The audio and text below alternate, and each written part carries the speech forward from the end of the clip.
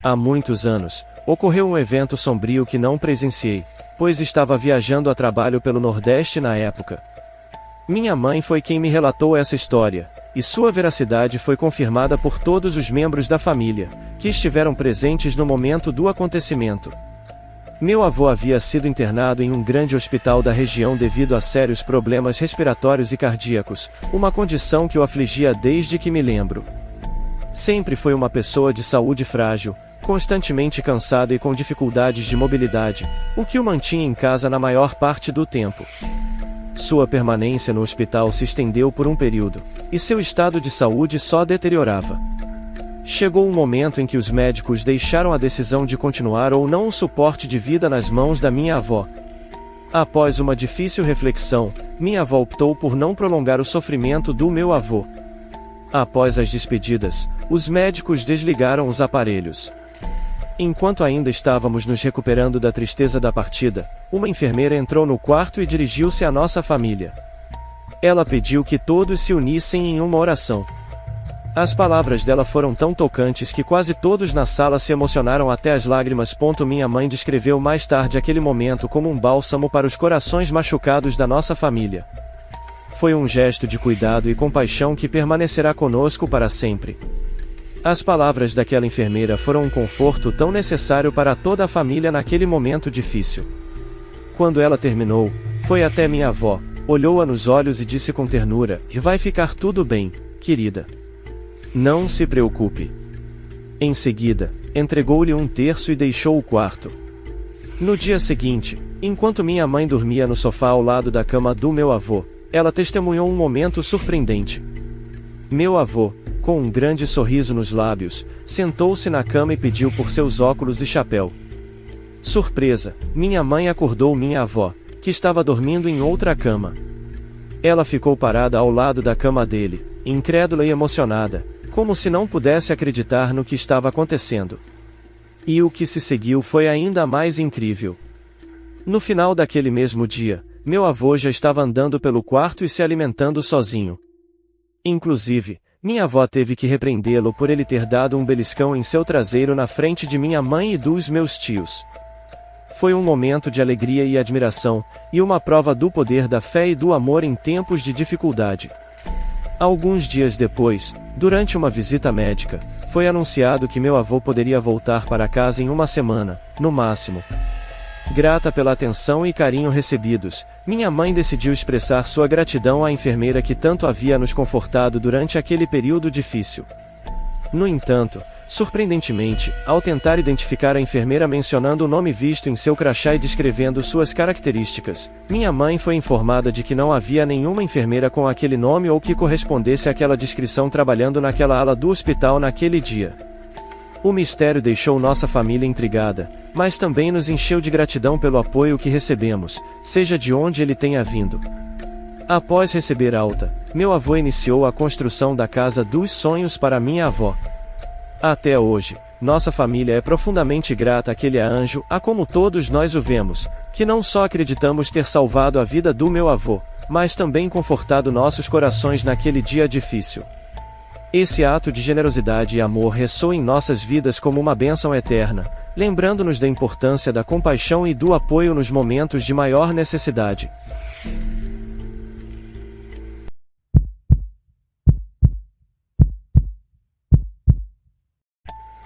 Uma noite eu recebi uma paciente que possuía transtornos mentais. Ela não havia sofrido nenhum trauma aparente. Segundo a família, ela estava tomando a medicação prescrita pelo médico e que acompanhava normalmente. O que a família relatou foi que ela simplesmente do nada havia surtado. Esse tipo de crise nunca havia acontecido com ela, que por conta da medicação era muito tranquila e até amável e carinhosa com as pessoas da família. Esse surto não a deixou violenta. Ela não oferecia risco às pessoas da família, mas eles acharam melhor chamar um resgate porque tinham medo que ela pudesse se ferir durante a crise. Quando ela entrou na enfermaria, ela estava com os olhos vidrados no vazio e não reagia a nenhum estímulo, nem ao som nem à luz, nada. Ela estava em estado catatônico e, por medida de segurança, seus braços e pernas estavam presas à maca por algumas correias de tecido. Minha amiga conta que tentou conversar com ela e perguntar o seu nome ou obter alguma informação, mas logo ela Percebeu que ela não responderia a nada naquele estado. Minha amiga então a acomodou em uma cama, fez a medicação que o médico prescreveu e ficou monitorando o seu estado enquanto cuidava dos outros pacientes.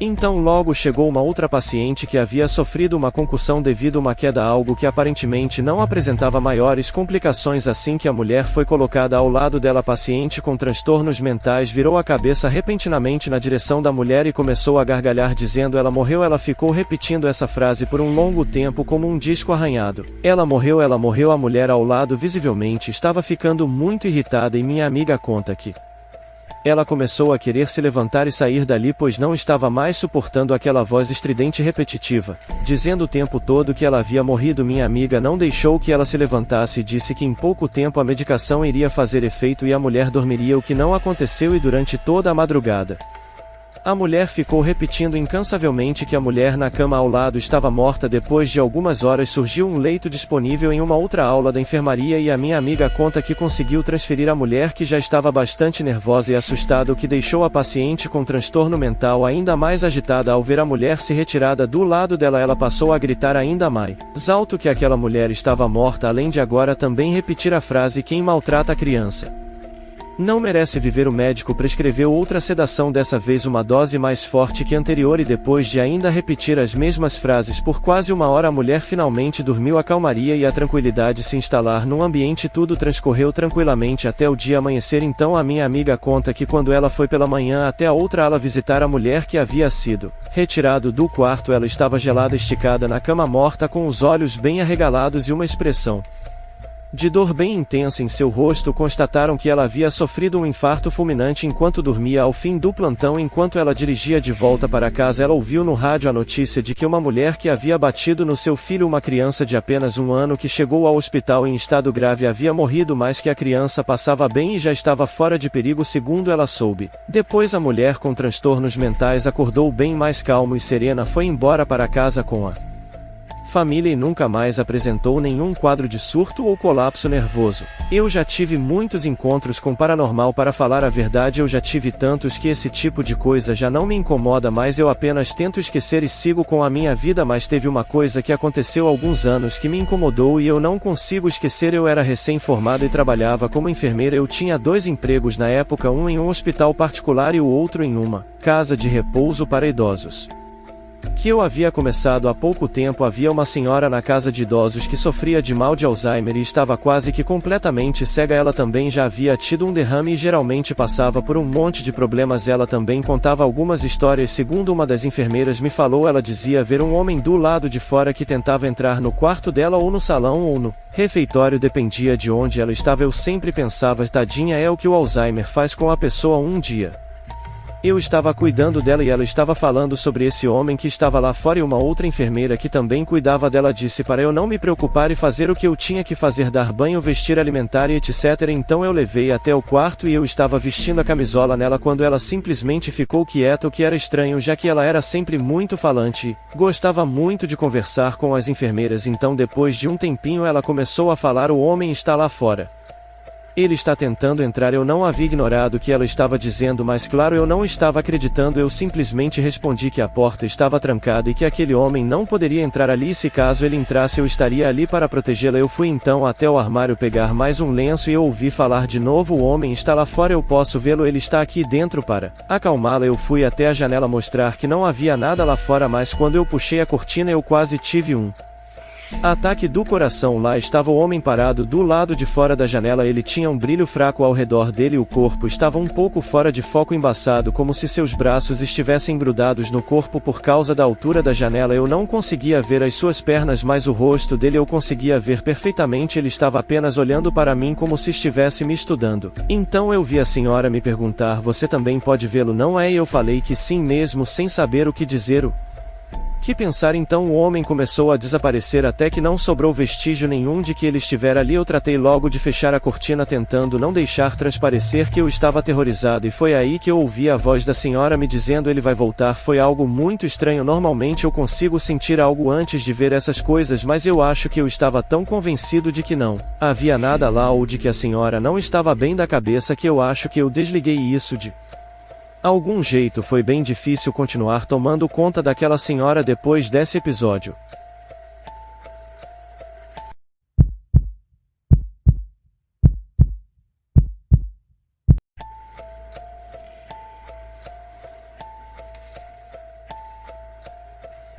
Sou médico há cerca de 10 anos e já trabalhei em diversos hospitais e clínicas em diferentes cidades e até mesmo em outros estados. Apesar de nunca duvidar da espiritualidade, como homem da ciência, sempre me vi estimulado a questionar alguns fenômenos, pois sei que em situações extremas, a mente humana pode agir de maneiras incompreensíveis para muitos. No entanto, não pretendo me estender sobre esse assunto, pois não é relevante para o que tenho a relatar. Trabalhei por um período em um hospital no centro da minha cidade, durante minha residência, no ano de 2011. Fiquei trabalhando lá por quase um ano e, em seguida, passei em um concurso público em uma cidade vizinha. Mesmo assim, continuei fazendo plantões no hospital por um tempo, até que o deslocamento começou a ficar exaustivo e decidi me desligar da instituição. Certa noite, durante um dos meus plantões, uma família composta por 2 adultos e 2 crianças deu entrada no hospital após serem resgatados de um acidente na BR-101. O acidente foi extremamente violento, o carro capotou várias vezes e acabou pegando fogo. A mãe faleceu no local do acidente, enquanto o pai teve uma parada respiratória cerca de 20 minutos depois. Apesar de todos os esforços de ressuscitação, não resistiu. As 2 crianças, 2 irmãos de 10 e 8 anos, estavam no banco traseiro do veículo e não estavam usando o cinto de segurança. A situação era devastadora, e lidar com casos assim sempre foi uma das partes mais difíceis da minha profissão. O filho mais novo foi lançado para fora do carro, o que lhe deu uma chance de sobrevivência. No entanto, o filho mais velho ficou preso dentro do veículo e inalou uma grande quantidade de fumaça antes de ser resgatado. Eventos que envolvem crianças sempre mexem profundamente com os profissionais de saúde. Aqueles que são pais ou mães e trabalham nessa área sabem muito bem do que estou falando. Eu tinha uma filha com a mesma idade daquele menino, e durante os cuidados prestados a ele, não pude deixar de me imaginar no lugar daquela família. A angústia e a tristeza eram palpáveis, e tudo o que eu queria naquele momento era poder fazer algo para amenizar a dor daqueles pais que perderam seus filhos de forma tão trágica. Enquanto trabalhava para salvar a vida do filho mais velho, não pude evitar de pensar em como seria a minha vida se algo semelhante acontecesse com minha própria filha. No hospital, todos os esforços foram direcionados para tentar salvar o garoto, mas infelizmente, em poucas horas, ele também veio a falecer. O menino mais novo, apesar de ter sofrido algumas fraturas e um trauma craniano, estava estável e apresentava sinais de que poderia se recuperar. No entanto, mesmo com essa esperança, minha mente não conseguia deixar de imaginar a vida que ele teria dali em diante, após perder toda sua família em um instante. A tragédia daquela família era avassaladora, e eu me sentia impotente diante da magnitude da perda que aquele menino enfrentaria. O peso da responsabilidade profissional se misturava com a compaixão e a empatia que eu sentia como pai, tornando aquele momento extremamente difícil de lidar. Ao observar a equipe do hospital no centro cirúrgico comigo, pude notar que todos, sem exceção, estavam devastados. Era como se uma nuvem negra pairasse sobre aquela sala, e a energia parecia ter sido drasticamente diminuída. Muitos dos profissionais ali eram jovens, alguns ainda estudantes ou auxiliares, e esse evento havia sido uma verdadeira prova de fogo para todos eles. Uma das enfermeiras, percebendo a necessidade de conforto e união naquele momento de profunda tristeza, tomou a iniciativa de reunir a equipe no centro da sala. Ela nos incentivou a dar as mãos para uma oração. Poderia questionar a pertinência daquela oração, dado o contexto de uma família dilacerada diante de nossos olhos, mas optei por me calar. Estava tão abalado que nem tive vontade de argumentar, simplesmente me juntei à corrente, unindo minhas mãos às dos meus colegas. É compreensível que você não estivesse prestando atenção ao que a enfermeira estava dizendo. Às vezes, em momentos de grande angústia, nossos pensamentos podem estar em outro lugar, mesmo que nosso corpo esteja presente. Enquanto você estava ali, sem derramar lágrimas, sua alma certamente estava em prantos. Sentia-se frustrado por não ter conseguido fazer mais por aquela família e se questionava como enfrentaria as mais de 10 horas de plantão ainda pela frente. Quando você abriu os olhos, viu algo extraordinário. Os pais e o irmão do menino estavam ali de pé, próximos à cama onde ele descansava. Você pôde perceber uma espécie de aura brilhante e forte ao redor deles, uma luz intensa que os envolvia. Todos estavam com uma expressão serena, como se não estivessem sofrendo ou passando por algo ruim. Era possível sentir a paz que os envolvia, e essa sensação começou a se espalhar pela sala, envolvendo todos os presentes. Era como se uma presença reconfortante estivesse ali, trazendo consolo em meio à tragédia. Então eu vi o menino que estava deitado se sentar e em seguida descer da cama e se juntar àquela família em um abraço bem emocionado. Eles ficaram ali por um tempo se abraçando como se estivesse se reencontrando após uma separação muito longa. Então eu vi, e Deus sabe que eu não estou mentindo, uma luz muito intensa se abrir o teto da sala e descer sobre aquela família, os envolvendo até que a imagem deles se dissolveu, se misturando àquela luz até que eles se tornaram uma coisa só. Depois dessa luz foi emagrecendo e desapareceu em poucos segundos. Quando eu me dei por mim, a oração já havia terminado e todos estavam em volta do menino tentando reanimá-lo, mas eu sabia que seria em vão. Ali naquela cama estava apenas um corpo, ele já estava em outro lugar, com certeza muito melhor do que esse. Então, presenciei o momento em que o menino, que antes estava deitado, se ergueu da cama e se juntou àquela família em um abraço emocionado. Eles permaneceram ali por um tempo, envolvidos em um abraço tão profundo como se estivessem se reencontrando após uma separação extremamente longa. Foi então que algo extraordinário aconteceu, e Deus sabe que não estou mentindo. Uma luz intensa se abriu no teto da sala e desceu sobre aquela família, envolvendo-os completamente. A imagem deles se dissolveu gradualmente, misturando-se com a luz até que se tornaram uma só. Depois disso, a luz diminuiu e desapareceu em questão de segundos.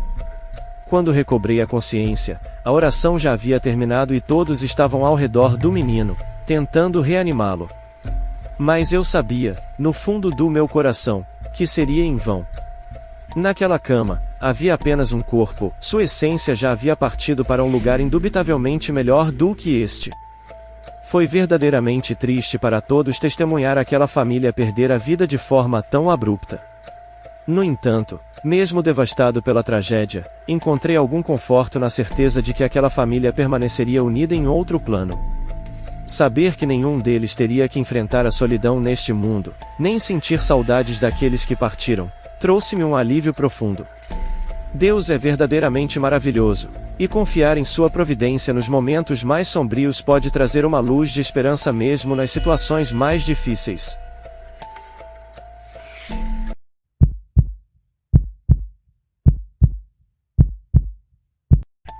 Esta história aconteceu em um hospital da cidade e é 100% verídica. Meu tio trabalhou no departamento de manutenção deste mesmo hospital por alguns anos. A lembrança mais marcante que tenho da minha infância é a do meu tio contando uma história que aconteceu com ele em uma noite nesse hospital, uma história que acabou levando-o a pedir demissão. Esse evento foi tão significativo para ele que, sempre que é convencido a compartilhá-lo, algo raro, ele entra em uma espécie de transe. Sua voz torna-se monótona e sem emoção, como se fosse outra pessoa, buscando nas profundezas de sua memória algo que foi trancado bem fundo, desejando ser esquecido. Após um tempo, minha tia proibiu que ele contasse a história ou tocasse novamente no assunto. Tudo começou quando meu tio iniciou seu trabalho no hospital. Logo de início, ele notou um quarto em particular na ala psiquiátrica que nunca era utilizado e cuja porta estava sempre trancada. Sempre que ele questionava seus supervisores ou colegas de trabalho sobre o motivo da porta permanecer trancada, eles o desencorajavam a se preocupar com isso e mudavam rapidamente de assunto. Às vezes, simplesmente ignoravam suas perguntas. À medida que o tempo passava, meu tio se encontrava uma noite trocando uma lâmpada no teto do corredor, não muito distante daquele quarto trancado. Após instalar a lâmpada, enquanto descia a escada, ele percebeu que a luz começou a piscar e, subitamente, sentiu uma queda acentuada na temperatura, acompanhada por um estranho odor que se espalhou pelo corredor como uma névoa invisível. Para pegar outra lâmpada nova, ele precisaria passar em frente à porta daquele quarto misterioso para chegar à área principal do hospital. À medida que ele se aproximava, o fedor tornou-se mais intenso, e foi então que começou a ouvir um som vindo das proximidades do quarto, que sempre estava trancado e nunca era usado, um lugar que todos evitavam mencionar. No início, parecia ser o som de alguém cantando.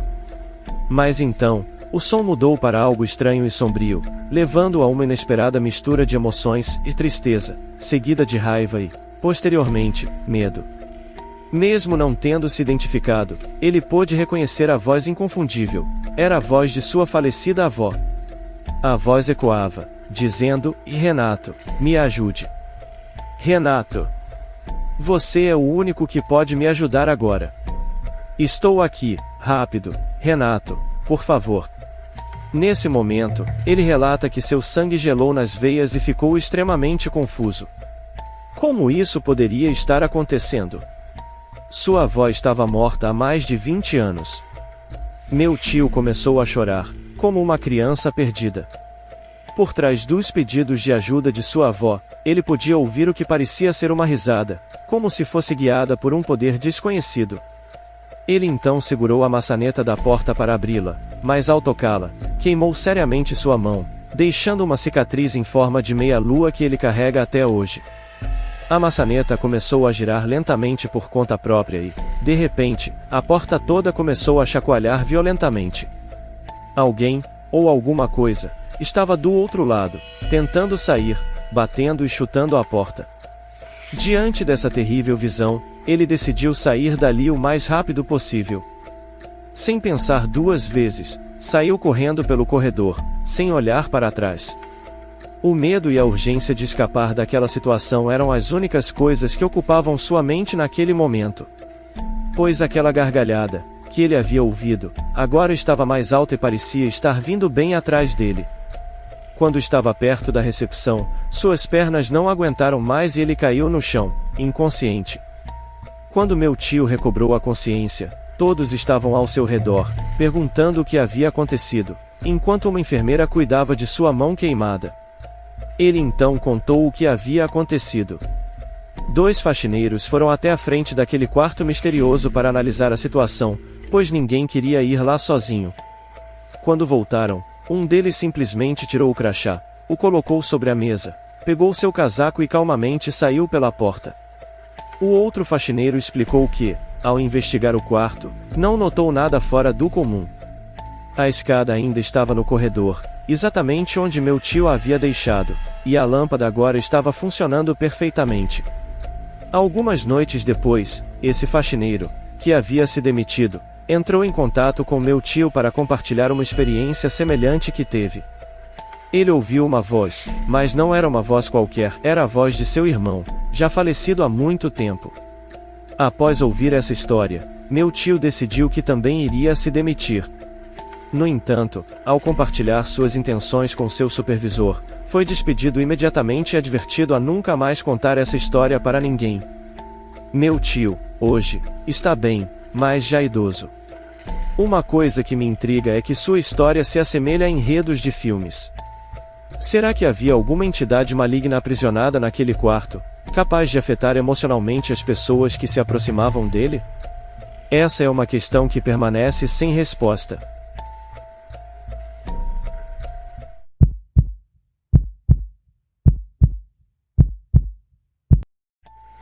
Trabalho na enfermaria de um hospital aqui mesmo na capital federal, onde muitas histórias sobrenaturais já ocorreram e continuam ocorrendo.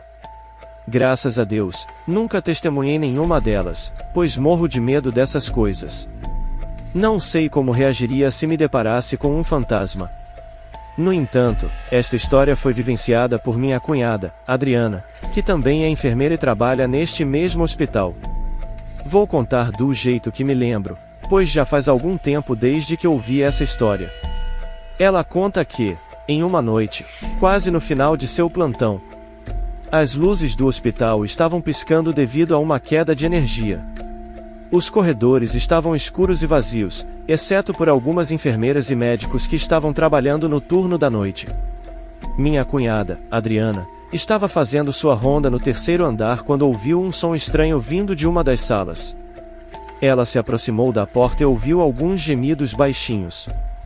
Com sua lanterna em mãos, Adriana abriu a porta e entrou na sala. O quarto estava vazio, exceto por uma cama com um paciente de idade avançada.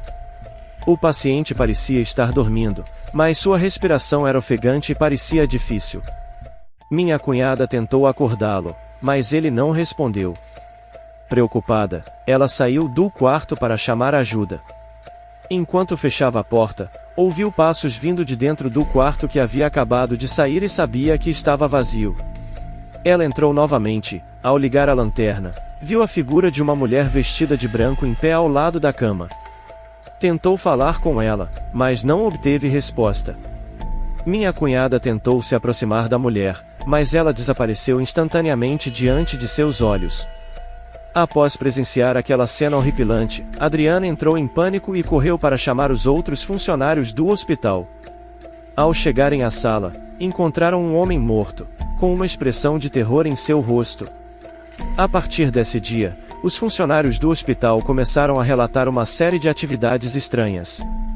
Ouviu-se passos e vozes assustadoras pelos corredores, e algumas portas dos quartos dos pacientes abriram e fecharam misteriosamente. Enquanto alguns funcionários acreditavam que o hospital era assombrado pelos espíritos dos pacientes falecidos, outros pensavam que algo mais sinistro estava em jogo. Desde então, Adriana nunca mais voltou ao terceiro andar do hospital à noite, sempre pedindo a companhia de outros funcionários durante suas rondas. Embora o hospital continue operando normalmente, a maioria dos funcionários evita o terceiro andar, temendo encontrar algo sobrenatural e aterrorizante. Eu mesma, raramente vou, mas quando necessário, sempre me certifico de não ir sozinha.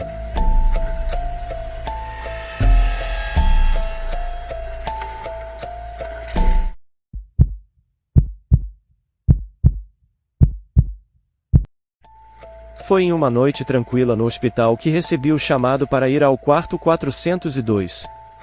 Ao chegar lá, deparei-me com uma mulher idosa, gravemente doente. Conversei com ela por um tempo e, em seguida, saí do quarto para preparar a medicação prescrita pelo médico na farmácia do hospital. Enquanto estava lá, ouvi uma voz feminina sussurrando em meu ouvido. Virei-me, mas não havia ninguém lá. Tentei ignorar isso e continuar com meu trabalho, mas a voz continuava a me seguir para onde quer que eu fosse. Sentia os cabelos da nuca se arrepiando. Assim que preparei a medicação, corri de volta para o quarto. Ao chegar lá, encontrei a mulher idosa em parada respiratória. Chamei o médico, que tentou tudo o que podia para salvá-la, mas infelizmente ela acabou falecendo. A equipe médica então declarou o óbito, e saí do quarto sentindo-me triste pelo que havia acontecido. Enquanto lavava as mãos no banheiro, ouvi novamente a mesma voz feminina sussurrando. Virei-me e vi uma mulher vestida de branco parada ao meu lado. Seu olhar era triste, e ela parecia muito fraca. Fiquei paralisada por um momento, sem saber o que fazer. A mulher desapareceu tão rapidamente quanto apareceu. Confusa e assustada, decidi deixar para lá e voltar ao trabalho. No entanto, continuei ouvindo aquela voz feminina sussurrando em minha mente. Tentei convencer a mim mesma de que estava apenas imaginando coisas, mas não conseguia ignorar a sensação de que algo muito estranho estava acontecendo comigo. Os dias se passaram e eu continuei a ouvir aquela voz feminina sussurrando em minha mente. Decidi falar com um dos colegas mais experientes e antigos do hospital e descobri que outros médicos e enfermeiros também estavam relatando a mesma coisa. Eles acreditavam que a voz feminina pertencia a uma enfermeira que havia morrido há vários anos e que ainda vagava pelos corredores do hospital. Algumas pessoas, como eu, chegaram a vê-la em diversas áreas do hospital, inclusive no centro cirúrgico. Nunca mais me esqueci dessa experiência e, desde então, sempre me certifico de estar preparada para enfrentar qualquer coisa estranha que possa acontecer durante os meus plantões.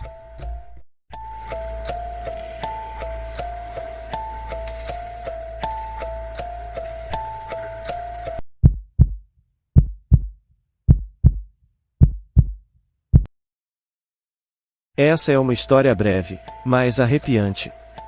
Aconteceu com minha namorada Jane, quando ela começou a trabalhar como auxiliar de enfermagem em um hospital. Na primeira noite de trabalho, ela foi incumbida de buscar remédios no almoxarifado. Após encontrar os medicamentos, ela comentou com as outras enfermeiras que um médico ajudou a localizar os remédios. No entanto, as outras enfermeiras a olharam com surpresa e afirmaram que não havia nenhum médico naquela ala naquela noite. Intrigada, minha namorada notou um quadro na parede, E para sua surpresa, lá estava o médico que já havia falecido, ele era o próprio fundador do hospital. Mais tarde, ela descobriu que ele já havia aparecido para outros profissionais também.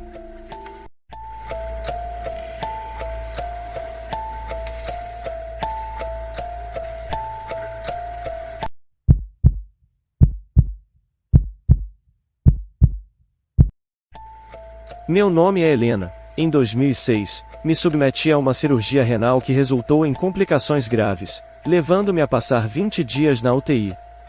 No auge desses problemas, minha família foi chamada para se despedir, pois havia a possibilidade de eu ser entubada e, se meu organismo não respondesse, eu não voltaria mais. Em meio a essa situação intensa, até mesmo um padre foi chamado para realizar um ritual de bênção com água benta. Confesso que achei a cena um tanto engraçada, pois nunca havia passado por algo assim antes. Após a saída da família e quando só restava minha irmã, comentei com ela sobre uma sensação estranha de fumaça no hospital. Aquilo me deixou intrigado, e eu me perguntei o que estaria acontecendo. Depois que minha irmã saiu, me vi sozinha e desesperada. Chorei copiosamente e implorei a Deus por uma chance de voltar para casa e criar meu filho, que na época tinha apenas 2 anos. Desabafei sobre não aguentar mais aquela situação, onde nada parecia dar certo para melhorar. Meu corpo estava fraco, minhas veias pareciam secas, recusando qualquer entrada ou saída, e eu continuava sofrendo com febres constantes, sem que nenhuma medicação surtisse efeito. Era um momento de grande desespero e incerteza sobre o futuro. Após fazer meu pedido, perdi a consciência e então começou uma jornada peculiar. Parecia que eu tinha saído do meu corpo, vaguei pela UTI, visitando cada leito, observando os médicos e me escondendo com medo de ser notada. Cheguei à última cama, onde uma mulher rodeada por feixes de luz segurava um frasco de soro. Ela ergueu o braço na minha direção e sorriu. Estendi as mãos em sua direção e, de repente, senti como se meu corpo fosse puxado por um vento de volta para a cama. Foi então que acordei, encontrando alguns enfermeiros ao meu redor, embora não entendesse a língua que falavam. Tudo parecia estranho. Desmaiei novamente, ao acordar, tudo estava de volta ao normal. Foi uma experiência surreal e inexplicável. Após isso, as enfermeiras rapidamente correram para realizar a transfusão de sangue, pois minha febre havia desaparecido. A partir desse momento, tudo começou a se normalizar, e finalmente consegui sair da UTI. Antes de tudo isso acontecer, tive um sonho onde meu padrasto falecido apareceu segurando uma bandeja de sangue, dizendo que eu iria precisar muito. Na ocasião, eu corria dele, tomada pelo medo. Hoje estou aqui para contar essa história. Retornei do hospital apenas um esqueleto, mas ainda viva. Acredito que tenha sido a febre que causou tudo isso, mas me lembro de cada detalhe como se fosse ontem. Optei por não contar a ninguém sobre essa experiência, com medo de ser julgada como louca e receber mais medicamentos. Eu já não aguentava mais tantas agulhadas. Meu nome é Helena. Em 2006, me submeti a uma cirurgia renal que resultou em complicações graves, levando-me a passar